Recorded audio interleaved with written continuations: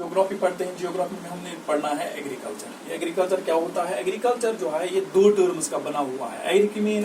Agree का मतलब है प्लांट और क्रॉप्स, और कल्चर का मतलब है ग्रो करना, यानी कि प्लांट्स और क्रॉप्स को ग्रो करना, इसको हम एग्रीकल्चर कहते हैं। तो इस तरीके से हमने देखना है एग्रीकल्चरल लैंड जो है हिंदुस्तान में कितना है। कहा जाता है कि 60.45% जो हिंदुस्तान का लैंड जो है, जो रिपोर्ट किया गया है 2016 में, ये अंडर एग्रीकल्चर है। तो टेक्नोलॉजी की अगर हम बात करेंगे, टेक्नोलॉजी में इसको वुडन प्लोज का, वाटर पंप्स का और ट्रैक्टर्स का इस्तेमाल किया जाता है। इस तरीके से हमने देखना है कि ग्रीन रेवोल्यूशन किसे कहते हैं। ग्रीन रेवोल्यूशन का मतलब है सबज इनकलाब। ये सबज इनकलाब कैसे आता है? ये क्रॉप प्रोडक्शन जो है, increase in the crop production, या हम यूं कहेंगे क्रॉप यील्ड का जो है इसको इंक्रीज करना है। वो इंक्रीज कैसे होता है? इंक्रीज होता है वो फर्टिलाइजर से, इंक्रीज होता है high yielding variety of seed से।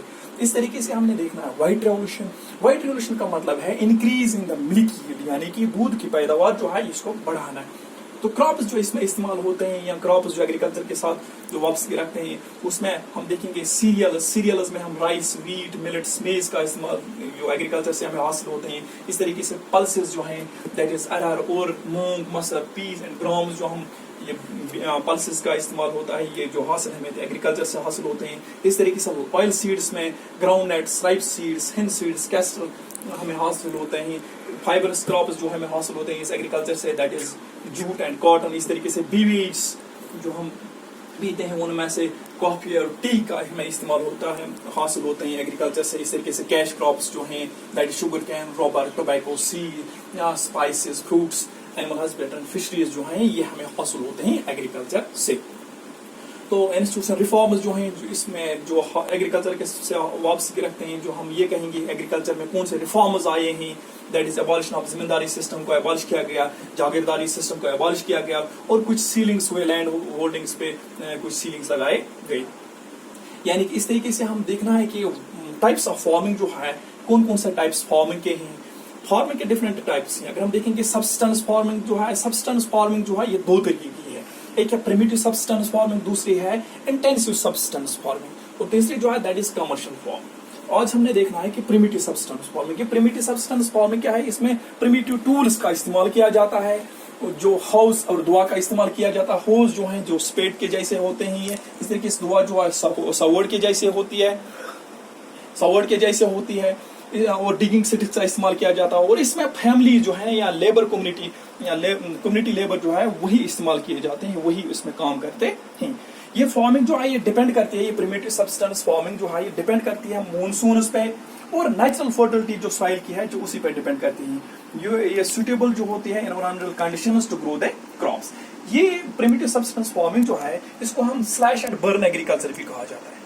क्यों कहा जाता है स्लैश एंड बर्न एग्रीकल्चर? ये फार्मर्स जो होते हैं ये कुछ पार्ट ऑफ लैंड का जो है ये क्लियर करते हैं, और इसमें प्रोड्यूस सीरियल्स करते हैं, और फूड किस लिए? To sustain their family.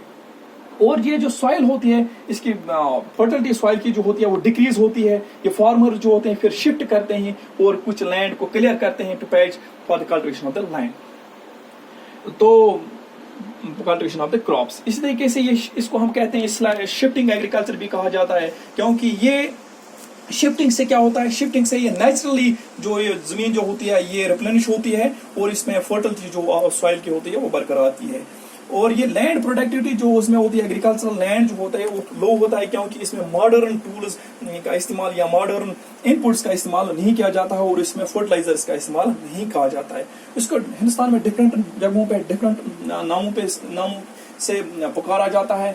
जैसे कि हम देखेंगे नॉर्थ ईस्टर्न स्टेट्स में इसको जुमिंग कहा जाता है, जैसे कि असम में, मेघालय में, मिजोरम में, नागालैंड में इसको जुमिंग कहा जाता है। इसी तरीके से पॉमलर इसको कहा जाता है मणिपुर में। डिपा जो है बस्तर डिस्ट्रिक्ट जो छत्तीसगढ़ का है, और अंडमान निकोबार आइलैंड में इसको डिपा कहा जाता है। इसलिए जुमिंग जो है इसको हम बर्न एंड स्लैश एग्रीकल्चर भी कहा जाता है, और ये मलबा कहा जाता है इसको मैक्सिको में या सेंट्रल अमेरिका में। इसी तरीके से क्वानिको इसको कहा जाता है वेनेजुला में, लैंडिंग इसको कहा जाता है इंडोनेशिया में, और रे कहा जाता है इसको वियतनाम में।